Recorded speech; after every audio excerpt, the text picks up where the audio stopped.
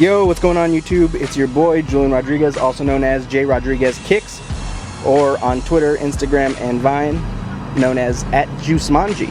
You can follow me @JuiceManji on all of those social media, social networking platforms. Today I'm bringing you the Adidas EQT Elevation, or that's what it was called in 1997. Today, Adidas has retroed it, and they are now calling it the Crazy 97. This was the shoe that Kobe Bryant wore as a rookie in the 1997 Slam Dunk Contest that he won. Really cool shoe, really special shoe to me as a Laker fan. To me, that around that time in that season, I was 12 at the time. That's kind of when Kobe really started to, it was kind of his coming out party. At the time, he was the second best two guard on the team behind Eddie Jones. You knew he had talent, but we had no idea that he was going to be this kind of player, unless you were Jerry West. Just it was really cool. That moment is when I kind of really started to like Kobe and have it. You know, he became one of my favorite players upon winning that dunk contest. So it's a special shoe to me, and I'm very happy to have it. But enough yapping about that. Let's get into the shoe. First thing I want to point out is the all-purple synthetic leather upper.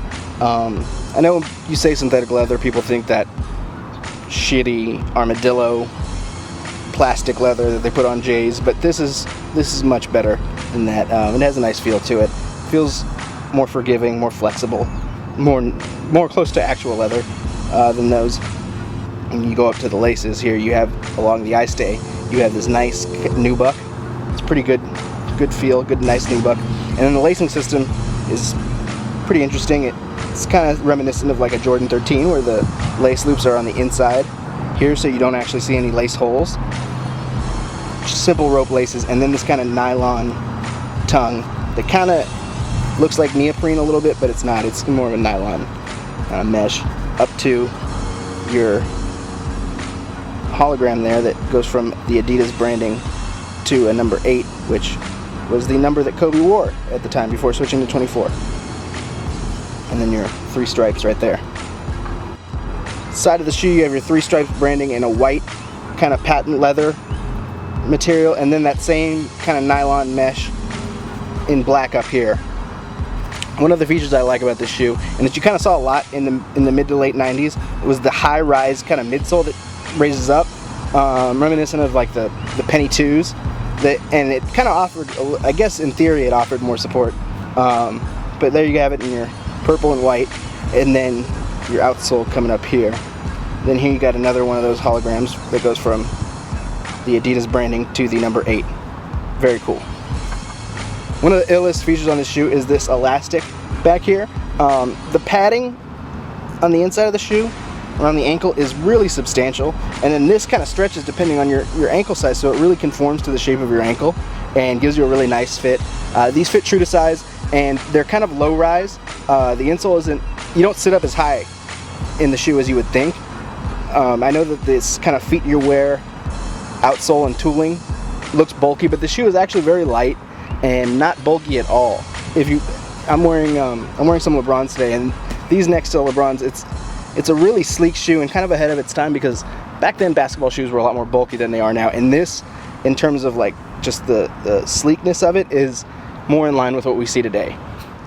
The medial side of the shoe is entirely different from the outside of the shoe. Here's your midsole there, and you got the 3 stripes, but in perforations on a solid purple synthetic leather panel, and then you got your little black mesh outlining it there. Just a really solid, dope shoe that has stood the test of time. It doesn't really look that dated, despite it being 16 years old. Here on your outsole, you got these pods. This kind of pod setup. This is the feet you wear technology that Adidas was pushing at the time in like late 90s.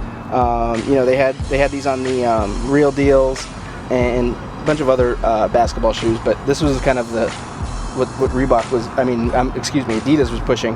But it's very reminiscent of the Reebok DMX cushioning system in the way it looks. Not in the actual breakdown of what's in it, but it's very similar in kind of like these balls of your feet kind of pod setup that you have here.